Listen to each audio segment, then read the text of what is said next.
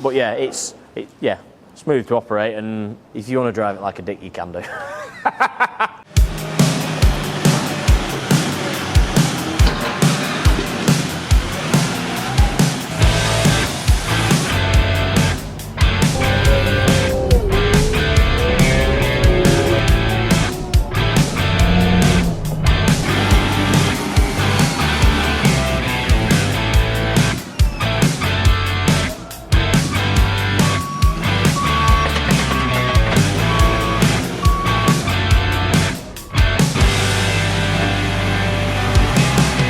Right, ladies and gentlemen, welcome along to another farmer review from us. This time we're having a good look at this. It is JCB's latest 403 Plus little pivot steer loader, and as we've seen before in previous videos, we've got Mr. Richard Bradley with us again, and Richard has had this machine all week, so he's basically, right now, he's going to tell us how he's got on with it and yeah, what he's found with this new machine. So, Richard, I mean, before we kick off, I mean, if you've not seen previous videos with Richard in before, I mean, Richard, just give us a quick line on your farm. Yeah, we're milking about 650 cows on Lancashire's Fylde Coast, so we're running a JCB 420 feeding cows all day, and then we currently have a 403 which we've had 5 or 6 years, which mops up all the little jobs. Majority of the work of it's kind of helping mucking out with the big machine, getting in corners where that can't get, shoving silo up, try and do that. We used to do it sort of twice a day, but now I'm trying to get it done 6-7 times. It just gets a bit more intake in cows. Yeah. We had it after a skid steer. We had a Bobcat skid steer that was just about fit enough to be loaded into a container and go to the Middle East somewhere. I think it lost about a gallon of oil while we drove it into the container. Right. We bought that. It was ready for going. Oh, yeah, well ready.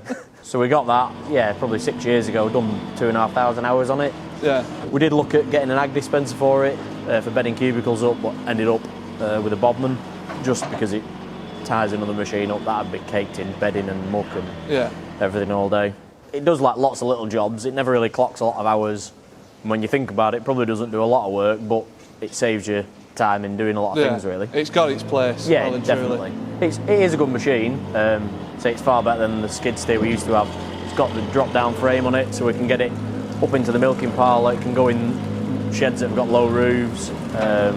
Yeah, it's quite a versatile machine. There's a few things that let it back. You'd like it to be able to lift a ton. It can lift about 800 or 900 kilos straight. Right. So it can't move pallets. You can move a pallet around, but you can shuffle a pallet around. Yeah, exactly.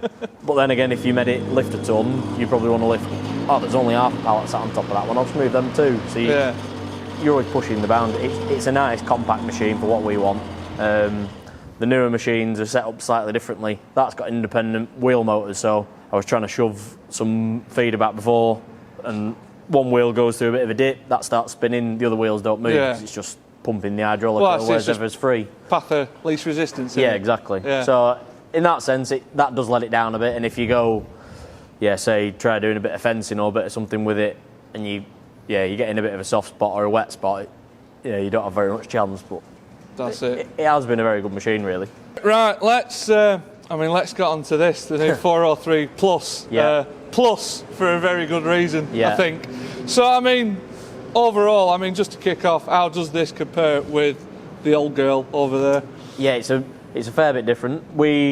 About 4 years ago, we tried the new, what's like the current 403, the standard one. Yeah. Which was a fair chunk of an improvement over that machine.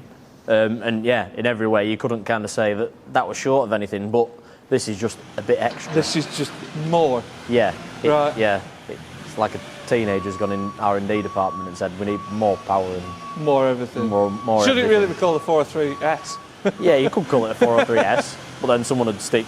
It's got a beefy headstock. Someone would likely stick a 6-foot folding fork on the front and try climbing a silo clamp, which it'll climb the mid-in. So diff locking, put it in low speed and diff lock, and well, it'll climb them up mid-in until you get scared that you might topple over. Right. Which it's not very wide, so it probably would do. Right. So whereas that machine had its kind of natural limits, this is more down to your limits. Yeah, how brave you are and how clean you want to keep your boxes. Right, got you. So, from your point of view, what are the major changes going from that one to this one? I mean, you mentioned the driveline for a start. Yeah, so well, engine, that's got a little Kohler engine. Can't remember exactly how many horsepower. It's not, I think it's about 17 horse or something like that. This is 50. 50? 50. It's got a turbo. Because you need a turbo. You gotta have a turbo. It just needs, the only thing it's short of, to call it an S, is a chrome stack. I was thinking this last night. Right. Just needs a chrome stack. Well, I'm sure we can sort that one out. Yeah, probably. Yeah, it's more power. So you could see us mucking calf pens out before, where that thing, you'll get a grab and it'll either spin out or just not have the power to shove it. Yeah. This thing shoved through 3 pens. I noticed. Yeah, and with breeze block walls, which don't really like that. Yeah, you need concrete panels in your sheds if you get this. So yeah, it's a lot more power for shoving. The drive lines, whereas that's got hydraulic motors, this is driving like a hydrostat box. Yeah. And with drive lines and diffs in the front and rear, and you can lock them as well. So all right. Yeah, you can fairly shove. So that's probably the biggest difference which we noticed with the standard 403. Yeah. So that's the same. It's the extra power, and you've another 20 litres of hydraulic flow with this. I think 40 over 60 of the standard one. So everything's rapid. Just more of everything. Yeah. Right. More. And a bit more is more. A big difference with this is, if you look at this compared to ours, it's a crank loader arm, which actually looking at it now doesn't look a lot of difference, but I think it kind of just changes how it gets power through the lifting, and you've a fair old grab a mug, but it's still lifting it. It's flying around the yard at, it does 30k, which is a bit. I don't think it really needs to do 30. I think they've probably done it for folk who are flying between different sites, but if you're staying in one yard, 30k's, you'd almost want boom suspension with it, but then they'd be developing more and it'd cost you more. And yeah, that's it's going a bit too far. At that point. Exactly. You go into far too fancy of a machine for fundamentally what it's going to be doing. And then chassis-wise and things like that, well, structure, is that much different from this old 403 over here? No, it's very similar really. They changed a few bits. The fuel tanks in the front of this machine as opposed to a little piddly one in the back of that. But yeah, mainly it's fairly similar. You do actually sit quite a bit lower in this.